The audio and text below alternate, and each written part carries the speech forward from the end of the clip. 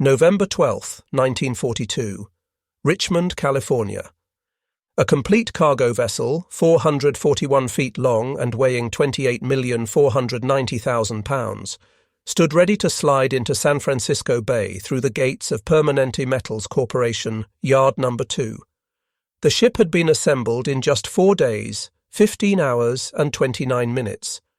In traditional shipyards, master builders had spent 6 to 8 months constructing vessels of similar size since before the American Revolution. Yet here, a complete Liberty ship stood ready for service. Over 1,000 workers stepped back from the hull of the SS Robert E. Peary. Not traditional shipwrights, not experienced maritime craftsmen, but former secretaries, farmers, housewives and labourers who had learned welding techniques just weeks earlier. The crowd of officials, journalists and competing shipyard owners had gathered to witness a moment that would trigger a profound transformation in industrial production, a systematic revolution through American manufacturing innovation that would echo across decades. The mathematics of Allied victory were being written not in battle strategies, but in production statistics that would shatter every assumption maritime experts carried about shipbuilding limits, construction timeframes, and industrial possibility. The transformation had begun on December 27, 1940, when Henry Kaiser signed his first shipbuilding contract. A man who had never built a ship, never managed a shipyard, and had spent his career moving earth and pouring concrete for massive dam projects across the American West. Yet here stood a 58-year-old construction magnate who had just promised the United States Maritime Commission he would build 30 cargo vessels for the British government within 2 years. Traditional shipbuilders dismissed him as a naive opportunist. The Todd Bath Iron Works, one of America's oldest shipyards, had reluctantly agreed to partner with Kaiser on the project, assuming their expertise would compensate for his ignorance. What none of them understood was that Kaiser's lack of shipbuilding experience would become his greatest advantage. Among those watching was William Francis Gibbs, America's most respected naval architect, whose firm Gibbs and Cox had created the Liberty ship plans based on British designs. He had designed more ships than Kaiser had probably seen.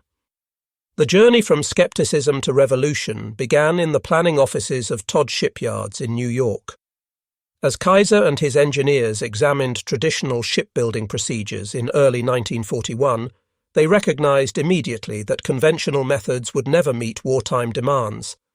Kaiser's chief engineer, Clay Bedford, had visited a Ford Motor Company assembly line in Detroit just weeks before. Bedford had watched automobile chassis moving down production lines, with workers installing prefabricated components at each station. He had returned to California convinced that ships could be built the same way. The traditional shipbuilders considered this comparison absurd. The first real shock came with Kaiser's proposal to eliminate riveting entirely. Traditional ship construction relied on rivets, heated metal pins that were hammered through overlapping steel plates to join them together. A skilled riveting crew, working with perfect coordination, could install perhaps 100 rivets per day.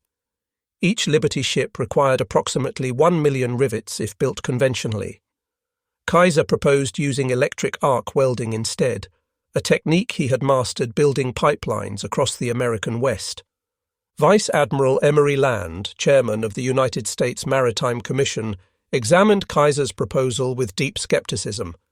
His private correspondence, preserved in the National Archives, revealed the maritime establishment's reaction. Welding has never been proven reliable for hull construction at this scale. The British Navy forbids welding on warship hulls. Kaiser is proposing we bet America's supply lines on an unproven technology. Yet Land also recognized desperation. German U-boats and surface raiders were sinking Allied shipping faster than traditional shipyards could replace vessels. In 1941 alone, approximately 3.6 million tons of Allied shipping would go to the ocean floor from all causes. Britain was literally starving. American shipyards, using conventional methods, would require an average of 230 days to build a single cargo ship. At that pace, the Allies would lose the Battle of the Atlantic before American industry could respond. The decision to approve Kaiser's contract represented not confidence, but necessity. The Richmond Shipyard rose from empty mudflats between January and December 1941. Kaiser's construction crews, experienced in building dams and highways, erected a facility that horrified traditional maritime engineers. Instead of the massive gantry cranes and longitudinal building ways that characterized established shipyards, Richmond featured something entirely different. The yard was laid out like an automobile assembly plant. Open areas for prefabrication surrounded 7 parallel building ways. Railroad tracks crisscrossed the facility, designed to move massive steel sections weighing up to 150 tons. Overhead cranes capable of lifting entire ship sections stood every 100 feet. John Riley, Chief Naval Architect for Bethlehem Steel Corporation and a 30-year veteran of shipbuilding, visited the Richmond Yard in May 1941. His inspection report, marked confidential at the time, contained technical criticism and grudging admiration. Kaiser has violated every principle of efficient shipyard layout I learned in 3 decades of experience. His prefabrication areas are too large. His crane capacity is absurdly excessive. His building ways are too short. Yet I must admit the facility is designed for exactly what he claims: rapid assembly of prefabricated sections. The arrival of workers provided the next phase of revolutionary change. Traditional shipyards recruited from established maritime communities where skills passed from father to son across generations. Kaiser advertised in newspapers across America, offering wages 20% above standard industrial rates and promising to train anyone willing to work. The first groups arrived in Richmond in August 1941. The simplification of complex tasks into repeated simple operations, borrowed directly from assembly line manufacturing, proved devastatingly effective. By October 1941, Kaiser employed over 10,000 workers in Richmond, with fewer than 200 having any previous maritime experience. Traditional welders spent 4 years as apprentices learning comprehensive skills. Kaiser's instructors taught specific techniques for specific tasks in approximately 2 weeks. Workers didn't need to know how to weld everything, only how to weld the vertical seams on bulkheads, or horizontal deck plates, or curved hull sections, which they would do repeatedly. As workers gained experience through late 1941 and early 1942, something unexpected occurred. The construction time for Liberty ships began falling dramatically. Kaiser's first Liberty ship took 197 days to build and deliver. Ship number 2 required 169 days. Ship number 5 required 128 days. Ship number 10 required 97 days. By spring 1942, Richmond was completing Liberty ships in 70 days on average. Traditional shipyards watched with growing alarm as this untrained workforce achieved production speeds that matched their own highly skilled crews. The prefabrication approach that traditional builders had dismissed proved its power. Instead of building ships from keel to deck in sequence, Kaiser's yards fabricated entire sections simultaneously across the facility. While one crew assembled a bow section in the prefabrication area, other crews built stern sections, deck houses, engine rooms, and bulkheads in parallel. When sections were complete, massive cranes lifted them onto the building ways where welding crews joined them together. Albert Wooding, production supervisor at Richmond Yard No. 2, explained the efficiency in a 1943 interview with Fortune magazine. In traditional shipbuilding, you cannot install the engine until the engine room is built. You cannot build the engine room until the hull is complete. Everything happens in sequence. Kaiser's approach allows parallel production. While one crew welds hull plates, another crew assembles the engine in a separate area. When both are ready, we drop the completed engine into the completed engine room and weld it in place. Tasks that previously required weeks now take hours. The statistics of parallel production revealed manufacturing efficiency that seemed impossible to traditional builders. A conventional shipyard might have 50 workers attempting to install an engine over 3 weeks, working in the cramped confines of a partially complete engine room. Kaiser's prefabrication approach assigned 200 workers to assemble the complete engine and its mounting structure in an open workshop over 5 days, then used cranes to position the entire assembly in a single 8-hour operation. More disturbing still to traditional maritime authorities was the casual elimination of centuries-old shipbuilding practices. Ships had always been built from carefully drafted plans that specified every detail. Kaiser used simplified drawings that provided basic dimensions and left details to workers' judgment. Traditional builders considered this recklessness. Kaiser called it flexibility. Vice Admiral Howard Vickery, Vice Chairman of the Maritime Commission and a career naval officer, initially fought against Kaiser's simplified specifications. His transformation from skeptic to supporter, documented in commission meeting minutes, illustrated the power of results over theory. In January 1942, I opposed Kaiser's request to reduce drawing specifications. Ships are not automobiles.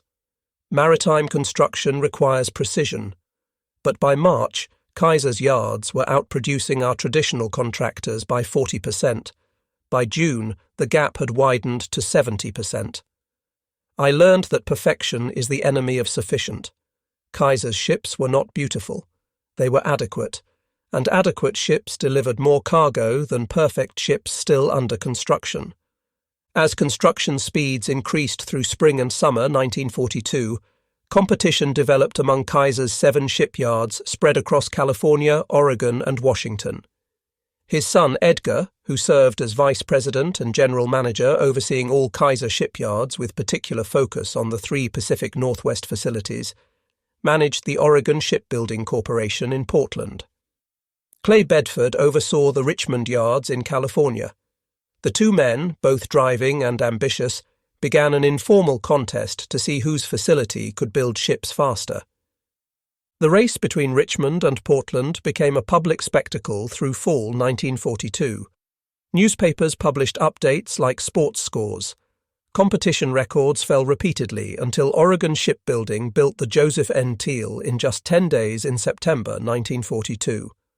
Vice Admiral Vickery eventually ordered the speed competitions stopped, declaring them stunt demonstrations that distracted from actual production goals.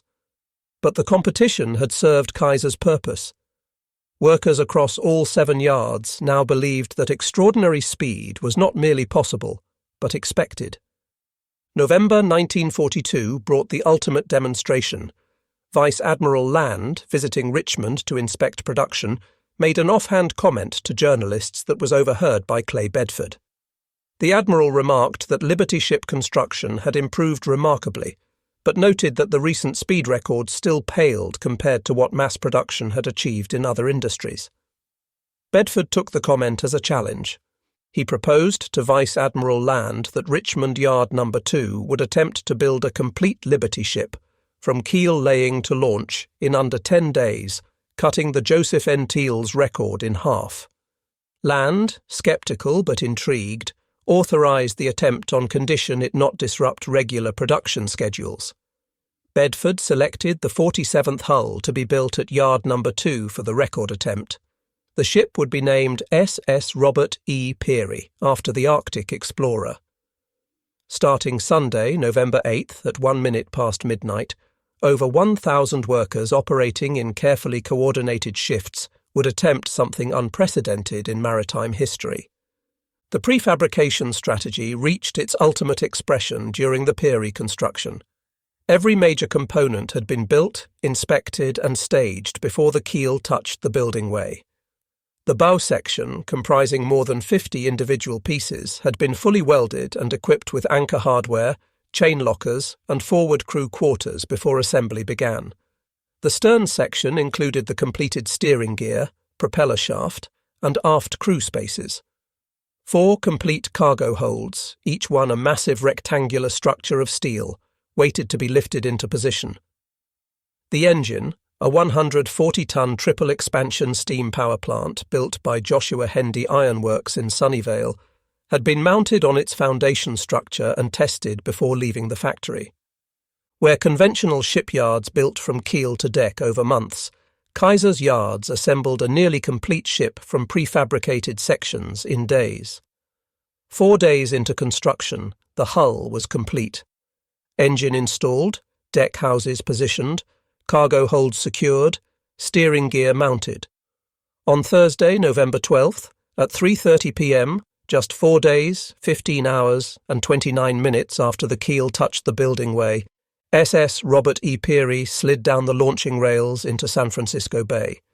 The ship was delivered for service on November 15th, setting an additional record of 7 days, 14 hours, and 32 minutes from keel laying to full delivery.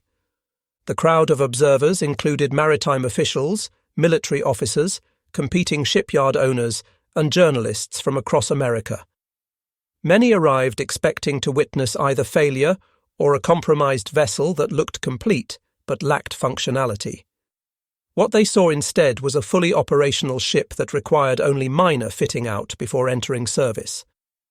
Vice Admiral Land, present for the launching, made brief remarks that were recorded by newsreel cameras. His words captured the maritime establishment's forced recognition that everything had changed. 6 months ago, I would have called this impossible. Traditional shipbuilding wisdom, accumulated over 3,000 years, said you cannot build a proper ship in 5 days. Henry Kaiser has made traditional wisdom obsolete.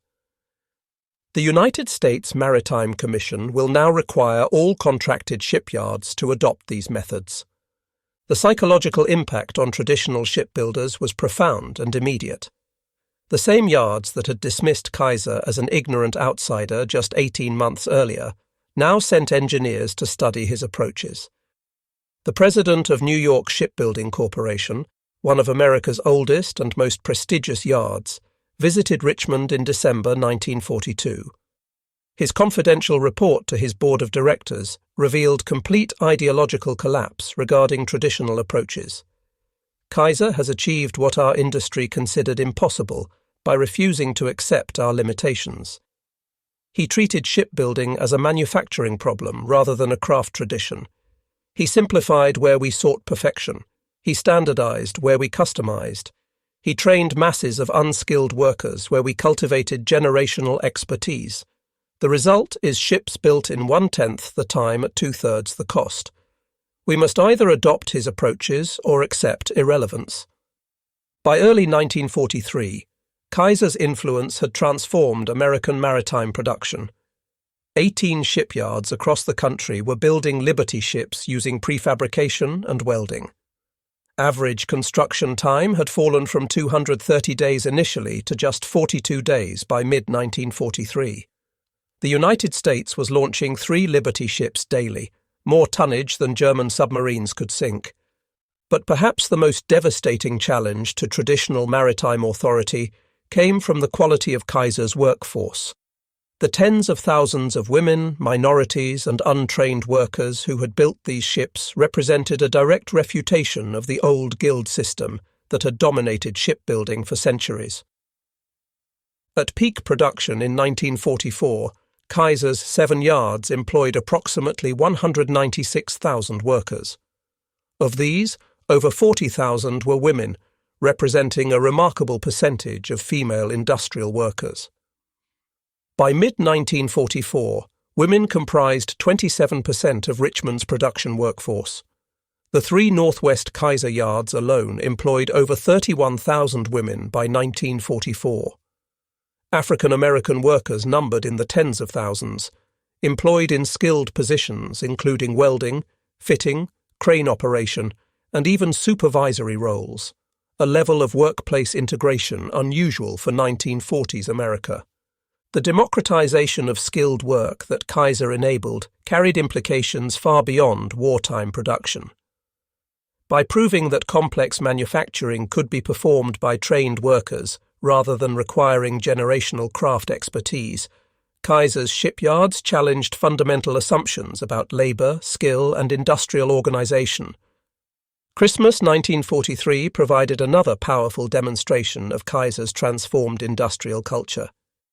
While traditional shipyards observed the holiday with 1 or 2 days off, Kaiser's facilities maintained production schedules. But rather than simply demanding work, Kaiser's organization provided Christmas celebrations that acknowledged workers' sacrifices. At the Richmond yards, management arranged for Christmas dinner to be served in the facility cafeterias, with turkey, ham, and all traditional accompaniments provided free to workers on shift. Local churches sent carolers. The Richmond Municipal Band performed.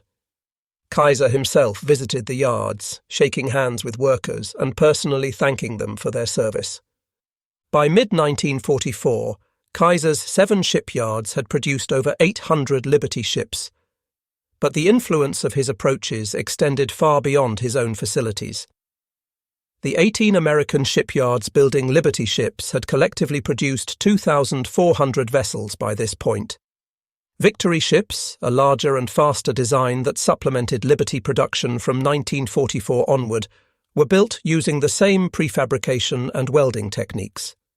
The total American maritime production between 1941 and 1945 exceeded 5,500 vessels, representing approximately 53 million tons of shipping. The scale of production was staggering to contemporary observers and remains impressive by modern standards. Commander Joseph Kenworthy of the Royal Navy, assigned to the British Admiralty delegation in Washington, watched American production with admiration and envy. His official reports to the Admiralty, declassified in the 1980s, captured the British perspective on American industrial dominance. The United States is building merchant shipping at a rate that exceeds the combined capacity of the rest of the world. Kaiser alone produces more tonnage monthly than the entire British shipbuilding industry. The approaches are crude by Admiralty standards. The ships are inelegant. But they float, they carry cargo, and there are thousands of them. The Royal Navy built the finest warships in the world, using traditional craftsmanship requiring years per vessel. The Americans build adequate ships in weeks. Adequate multiplied by thousands defeats perfection multiplied by dozens. But perhaps the most remarkable aspect of Kaiser's transformation was what happened after the war ended. Traditional analysts expected the wartime shipbuilding boom to collapse, leaving tens of thousands of workers unemployed and hundreds of costly facilities abandoned. The prediction proved partly true. Liberty ship production ended in September 1945. By December, Kaiser's workforce had fallen from 200,000 to fewer than 20,000. The Richmond shipyards that had employed 100,000 workers at their peak stood largely empty by spring 1946. Yet the knowledge developed during the emergency program did not disappear. The prefabrication techniques, welding procedures, and parallel assembly approaches that Kaiser pioneered became standard practice in global shipbuilding. When Japan and South Korea rebuilt their maritime industries in the 1950s and 1960s, they studied Kaiser's Liberty ship program and adopted his approaches as the foundation of their yards. The massive shipbuilding facilities in Ulsan, South Korea, and Nagasaki, Japan, that would dominate world shipping construction for decades, were direct descendants of Richmond Shipyards' revolutionary practices. John Bunker, professor of maritime history at the State University of New York Maritime College, summarized Kaiser's lasting influence in his definitive study published in 1972.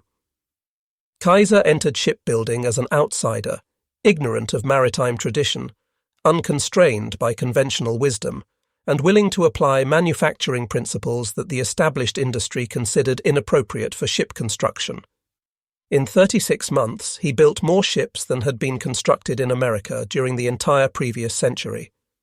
More importantly, he fundamentally altered how ships would be built worldwide for the remainder of the 20th century. The modular construction, prefabrication, and welded assembly that Kaiser pioneered are now universal standards. Every modern shipyard, whether building container vessels in Korea, oil tankers in Japan, or cruise ships in Europe, uses approaches derived from Kaiser's Liberty ship program.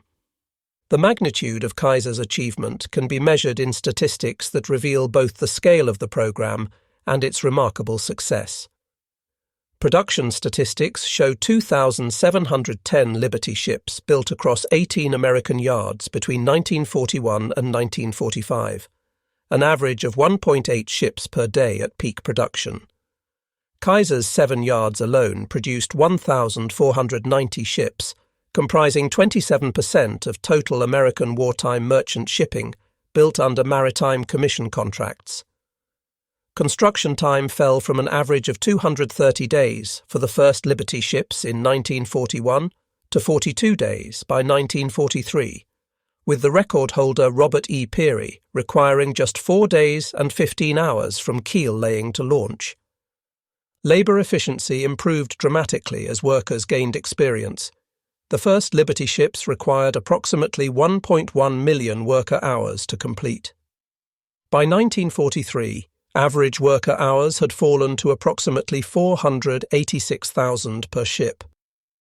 Kaiser's most efficient yards, Richmond Nos. 2 and 3, achieved construction in as few as 350,000 worker hours by utilising 3-shift, 24-hour production schedules and maximising prefabrication. Cost efficiency matched schedule improvements. The first Liberty ships cost approximately $1.75 to $2.0 million each. By 1943, costs had fallen to $1.8 million despite rising wages and material prices, reflecting improved efficiency and learning curve effects. Each Liberty ship displaced 14,245 tons fully loaded and could carry 10,800 tons of cargo. The vessels could transport 2,840 jeeps, 440 tanks, or 230 million rounds of ammunition in a single voyage.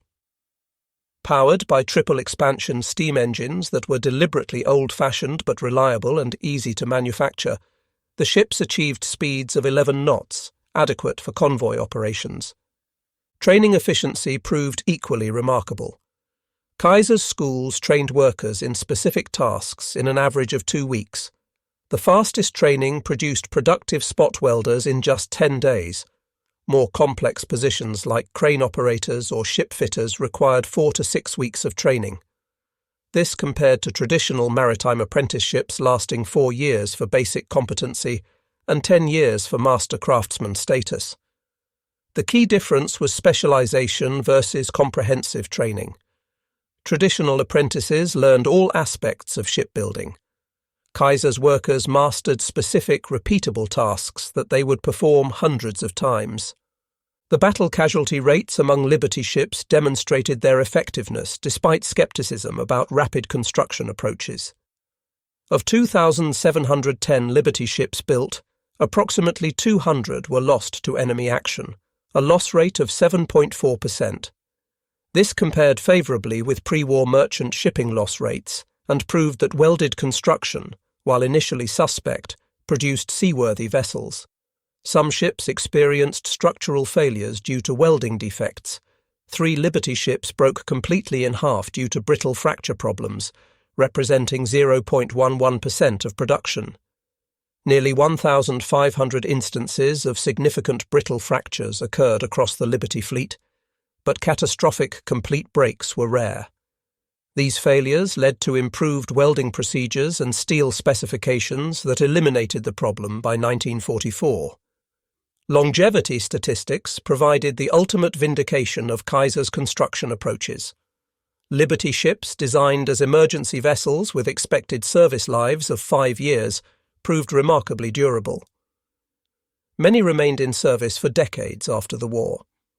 The SS John W. Brown, built in 1942, remains operational as a museum ship in Baltimore as of 2024, 82 years after construction.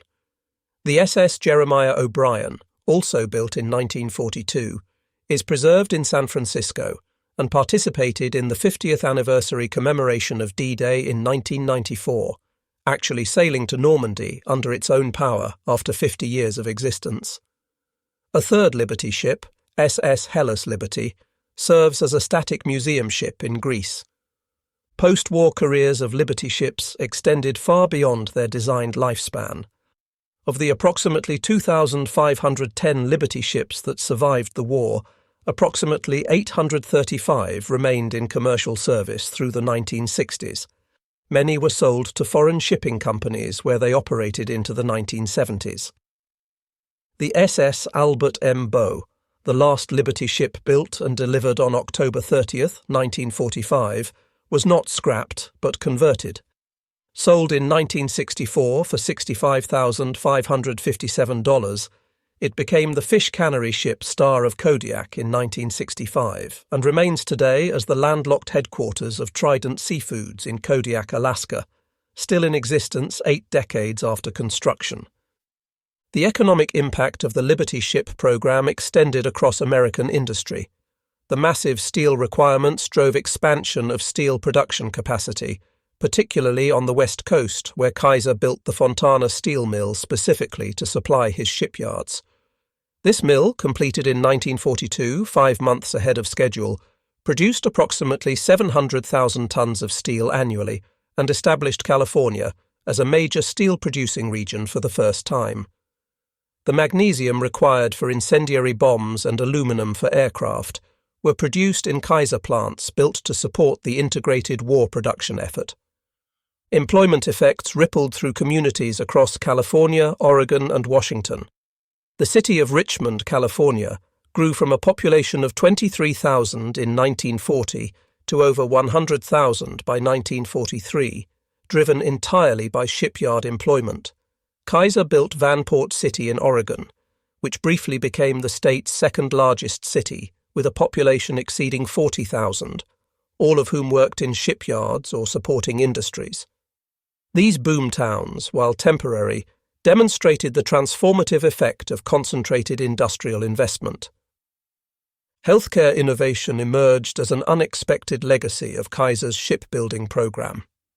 To provide medical care for his massive workforce, Kaiser partnered with physician Sidney Garfield to establish prepaid healthcare programs that eventually evolved into Kaiser Permanente, one of America's largest health maintenance organizations. The model of prepaid preventive healthcare pioneered in the shipyards influenced American medical practice for decades and served over 12 million members by the early 21st century. The workers themselves carried forward the lessons of the wartime experience into decades of peacetime achievement. The shipyards gave thousands of young people, especially women and minorities, opportunities to develop capabilities they would never have accessed through conventional career paths. Those opportunities opened doors that stayed open for the rest of their lives. The technological innovations developed during the Liberty ship program influenced industries far beyond maritime construction. The welding techniques refined under wartime pressure became standard in structural steel construction, petroleum refining equipment fabrication, and pressure vessel manufacturing. The prefabrication approaches pioneered at Richmond influenced construction practices in housing, bridge building, and industrial facilities. The organizational principles of parallel production, simplified specifications, and rapid worker training became foundational concepts in operations management and industrial engineering education. Professor Michael Porter at Harvard Business School, analyzing American industrial competitiveness in a 1985 study, identified the Liberty ship program as a crucial case study in rapid capability development. Kaiser demonstrated that industrial capacity is not fixed, but can be created quickly when necessity demands it. The United States entered World War II with minimal merchant shipbuilding capability. Within 24 months, American yards were producing more tonnage than the rest of the world combined. This proved that industrial infrastructure, workforce skills, and production systems could all be developed at unprecedented speed when properly organized. That lesson has relevance beyond wartime emergency. It suggests that perceived limitations on industrial capacity often reflect organizational and conceptual constraints rather than physical impossibilities. The psychological transformation that the Liberty ship program created among industrial managers and engineers proved as significant as the physical ships produced. Before Kaiser, manufacturing executives accepted conventional wisdom about production limits, skill requirements, and organizational structures. Kaiser demonstrated that conventional wisdom could be wrong and that breakthrough performance required questioning fundamental assumptions. The Liberty ship story ultimately stands as testament to a profound truth about human capability and industrial possibility. The ships themselves, while crucial to Allied victory, mattered less than what their construction proved. Ordinary people, given training and opportunity, could achieve extraordinary results. Complex products previously requiring years of craft tradition could be manufactured in weeks using systematized processes. Industries resistant to change for centuries could be revolutionized in months when necessity and innovation combined. Admiral Chester Nimitz, commander of the Pacific Fleet, reflected on the strategic impact of American maritime production in his post-war memoir published in 1960. We fought across 5,000 miles of Pacific Ocean supplied by ships built faster than the enemy could sink them. Japan's military planners assumed American industrial capacity was impressive but finite. They believed that if they sank enough ships, eventually American logistics would collapse and we would be forced to negotiate. They failed to account for Henry Kaiser. By 1944, we were replacing shipping losses faster than they could inflict them. The mathematics of attrition favoured the side that could build 3 ships daily over the side that could sink 2 ships daily. Industrial capacity, not martial valour, determined the outcome. The Pacific War was won in the shipyards of Richmond, Portland and Baltimore as much as on the beaches of Iwo Jima and Okinawa. In the end, Kaiser's greatest achievement was not the 1,490 ships his yards produced, but the transformation of what industries believed possible. The Robert E. Peary, built in less than 5 days, stood as tangible proof that tradition did not equal truth, that conventional wisdom could be questioned, and that revolutionary improvement required revolutionary approaches. The maritime establishment that dismissed Kaiser as an ignorant outsider in 1940 spent decades after 1945 studying and implementing his techniques. The young workers who learned to weld and fit and fabricate carried those skills and that confidence into peacetime careers that rebuilt America's post-war economy. The approaches pioneered under wartime emergency became peacetime standards that influenced manufacturing across industries and around the world. The story of how one civilian's approach made Liberty ships appear in days instead of months is ultimately a story of transformation through demonstration.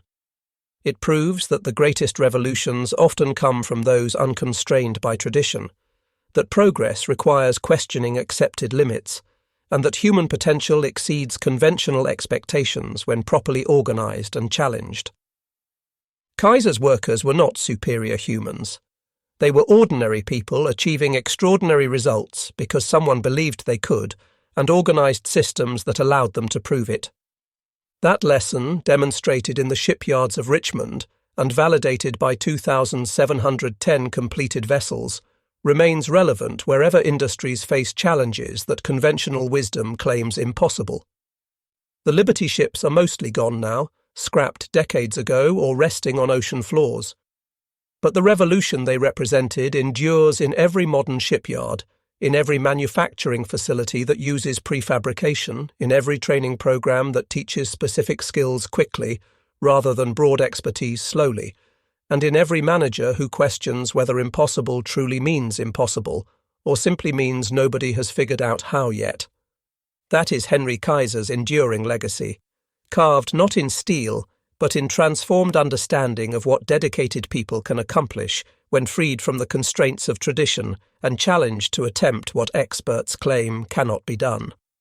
From December 1940, when he signed his first contract knowing nothing about shipbuilding, to November 1942, when the Robert E. Peary launched after less than 5 days of construction, to September 1945, when the last Liberty ship was delivered, Kaiser proved that industrial revolutions happen not through incremental improvements, but through fundamental reimagining of what is possible. The 2,710 Liberty ships built between 1941 and 1945 carried more than cargo across oceans. They carried proof that human ingenuity, when unshackled from tradition and empowered by necessity, can accomplish the seemingly impossible.